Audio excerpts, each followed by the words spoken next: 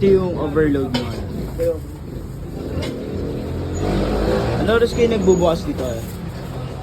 Wala sa araw 24 hours po. Oh. Gano'n na po kayo katagal dito, boss? mga 8 years. 8 years na po. At yung specialty nyo po ay Batangas Lomi po talaga. Authentic po. Nice.